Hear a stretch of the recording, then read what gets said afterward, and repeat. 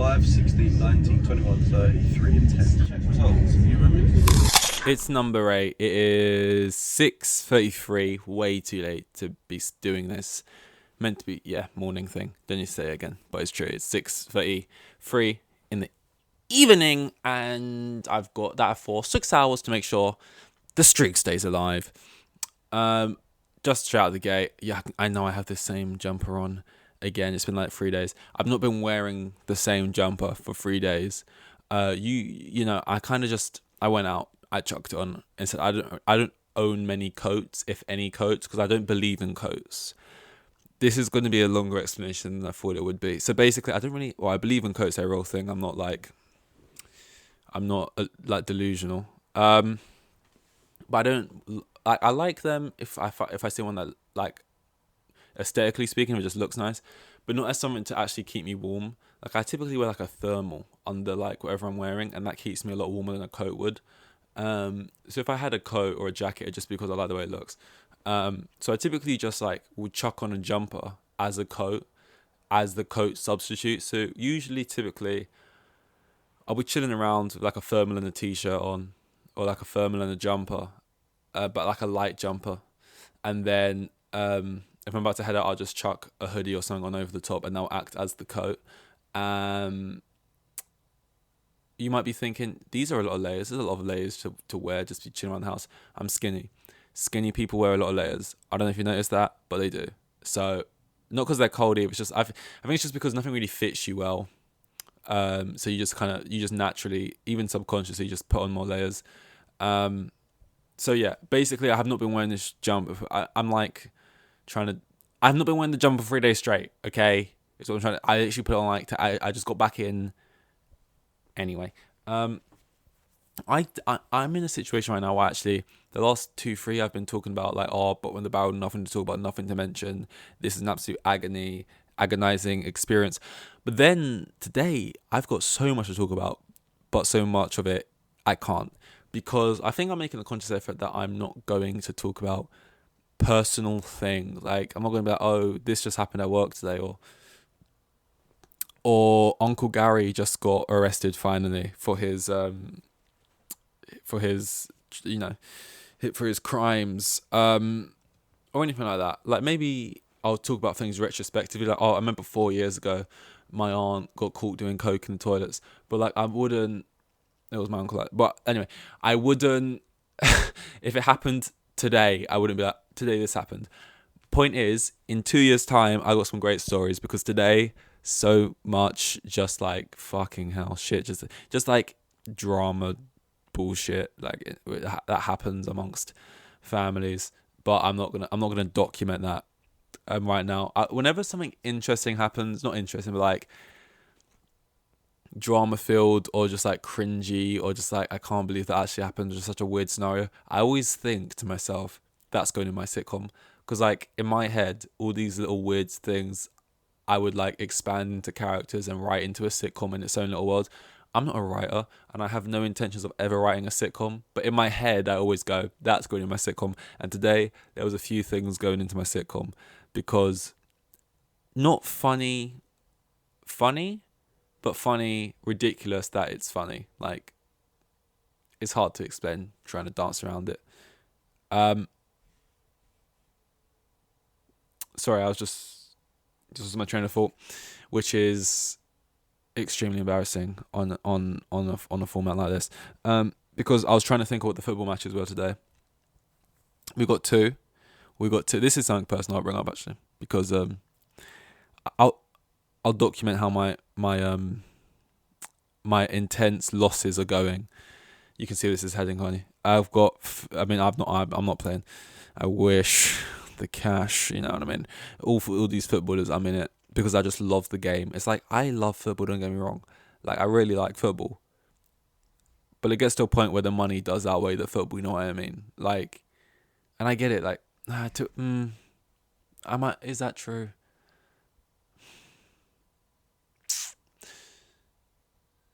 It's hard to say, actually. A part of me's like, I would happily just sit on the bench at Chelsea. Like, I wouldn't be pushing for game time to go somewhere else. Like, I'd be getting my money. I got a great view of all the games on the bench. I'm having a great time. But that's because I'm thinking of this as me now with my like ability of football. You know what I mean? Like not good. And thinking of it in this scenario, and also thinking of it with the money I have now and the footballing ability I have now. But if I was like good enough to play in the league, and I had already been doing it for 3 years, so I was already a millionaire, I guess I wouldn't be fueled by that stuff. Anyway, that is not what I wanted to talk about. I want to talk about Leicester. Who is it? Leicester West Ham, Brentford. They're not barnstormers. Why is that a phrase? Barnstormers, storming barns. To describe a good or exciting game, you say a barnstormer, which is a weird phrase when you think about it. Because even if you try and break it down to what it would mean, back in the days to storm barns, but storm barns like storming someone's farmland, their home, their house, storming that. But why is that fun or exciting? That's just a crime, you know. That's just an act of violence. Like that's like a real barnstormer, you know, like a real house invasion. Oh, a real house invasion of a game. Unless I'm just misinterpreting what. Maybe it's not barnstormer, storm, and I'm just like pronouncing it wrong. It's actually like barn. Anyway, God. Brentford, West Ham, and Leicester, Liverpool, and I got some bets on. That's right. This is what people do. This is how I will die broken alone. Is through this. I don't put on huge ones. If I'm honest, they're all 50p. But the returns, that's what I'm into. It's the returns. It's the 50p's £200 returns. You know what I mean? So it's the most vague stuff. It's like 7+ corners, this many fouls, this many players have this many shots on target, both teams to score, referee to get knocked out during the match, manager to run shirtless down the tunnel while singing Sweet Child of Mine. You know, it's just like random stuff. It's like, oh, you're sitting there, you're waiting for it, and then oh my god. Honestly, if you, I really wanna, it's not worth it. I've just noticed that like the screen looks so smeary, like I need to like wipe it, but I don't reckon the retention has even dragged someone in this far where they would even like redeem, what's the word, they would even get off on the profits of a fixed screen. So it's like I'd just be doing it for no one anyway, and I'd have to like wipe it, and I don't want to do that. But I reckon people who bet, like, and I'm talking about the average guy who watches his team play every week and the big game every week. Like, so maybe he watches, say he's an Arsenal fan, he'll watch whoever Arsenal's playing, and then maybe he'll catch like the biggest, maybe Tottenham's playing Liverpool, catch that one. You know, that the average person does that. Like, people try and pretend like they watch all the games in the week. Maybe they have it on the background or something, but they're not really watching it. I reckon for the average guy, betting on football improves their knowledge of football, not just their knowledge of like players' names. We're already pretty good at that. But like, think about it. You got money on the line, which makes you invested. It's like FPL. And by the, I know I said it was like 50p, but still, it's the idea of what could be. And football, not football, what's it called? Fantasy Premier League. Yeah, Fantasy Premier League. You'd watch all the games because it's like, oh, I've got this guy from Brentford in my team. I got this guy from Norwich in my team. So you'll watch those teams because you're willing them to do well because you want them to get you points. It's the same thing. Like, you're like, I've got all these things on in the Southampton-Everton game. Typically, I'm not watching that, but I stand to gain 672 quid. So maybe I'll give it a little viewing. So you start to watch more football. You kind of understand things more, like, oh, putting 20+ corners on was a ridiculous thing to think would be plausible. So you improve your understanding. You'll watch different styles of play just as a byproduct of being there for money. You'll see like, oh, this is how Brentford play, and this is why it works for them, and this is the style they use here, and this is how this works. And you know who's a decent manager? Actually, kind of right. I rated him before doing this anyway, but Jesse Marsh, you know what I mean? But if you didn't watch Leeds much and you just kind of saw the results of where they were in the league, and maybe you didn't think much of him and you wrote him off because he's an American, but then, you know, you're watching him more and you see his play and even his aggression on the sidelines, I really like it. Like, I didn't expect it. Like, I think in Ted Lasso, it's like endearing. He's like the American guy coming in. He's just so painfully polite, and it's just kind of nice as a TV show. I think if he was actually like Ted Lasso in real life, I'd hate him like everyone else. But he feels like a footballing guy, even though he probably has grown up calling it soccer and out in America, out in the States. But it doesn't matter. I feel like you look at what's his name, Jesse Marsh, and he just comes across as a guy who loves the game, who loves football, soccer, football, whichever one, and like just aggressive. I reckon he's more invested in the match, and a lot of the players in the squad. He's got a real investment. I would love if someone could tell me how far off I am to doing a convincing American accent, because when it comes to accents, I'm okay. Like I can hold a good so Australian. It will be probably like a very stereotypical cliche 4 out of 10, but it will hit the heights of an 8 for 3 or 4 seconds before dipping back down. I feel like American, in my head, I'm the closest to it, out of all the accents, being able to do that one the best and most consistently. Should we try Australian? This is going to be embarrassing. Ian, sorry, I just went straight for Daniel Ricciardo there. When I went to it for some reason. Yeah, nice. Welcome back, guys. Obviously we're talking about football. That was really bad just then, the way I said football. But no, that was even worse. I kind of went American. I'm all over the place now. Okay, let's start again. Yeah, guys. So obviously we're here talking about footy. We'll call it footy. It's a bit easier.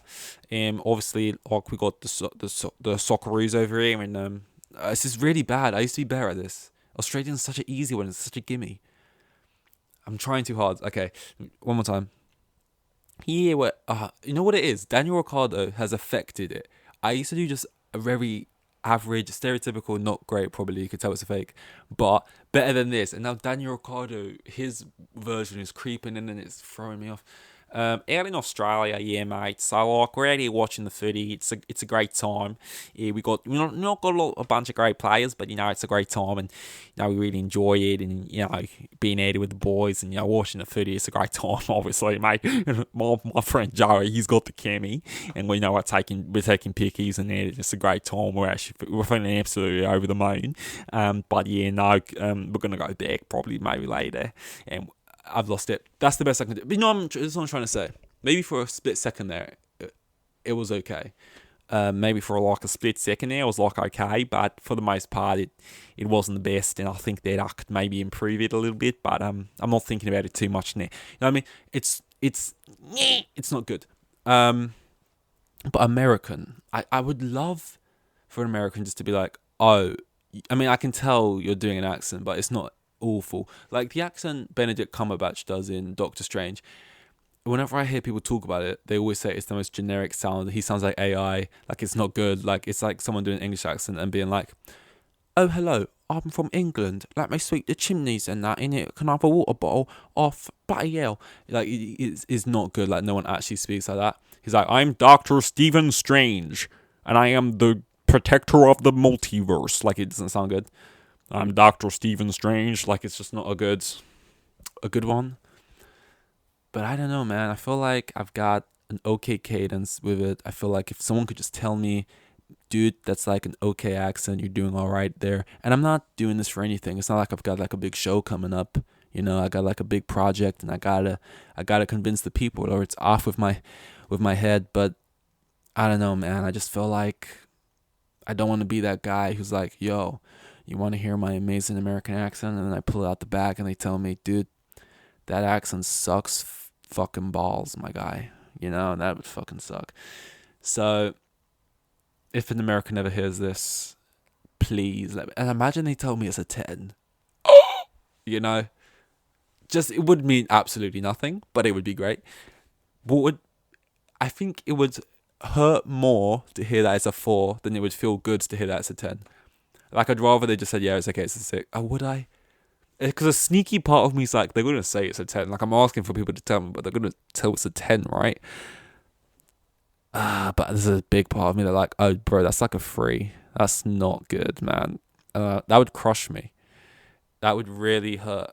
That would really hurt me, and I'd go into a state of disrepair. What time is it now? 6:48. The games, I think one starts at 7:45. This has no meaning to you, I guess. This is obviously, we're not existing in the same time right now, which is crazy. And then the other one starts at 8, so we've still got a fair bit of time, which is, I mean, only the lineups are going to come out in 15 minutes. I still got to wait an hour for the match. What were we at? 15, 20, was that a thing? 15, 28. You know, like Fetty Wap or Wop. Fetty, who would have known? Fetty Wap. What a man! What a forefront! What a guy!